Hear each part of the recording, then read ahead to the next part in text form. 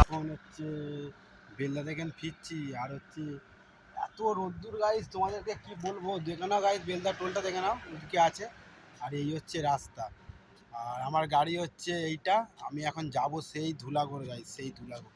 গাড়িতে বসে পড়েছি এবারে হচ্ছে গাড়ি স্টার্ট দেবো, সেই এক চোটে বাড়ি গিয়ে থামবো, আর কোথাও থামবো না, একদম ডাইরেক্ট।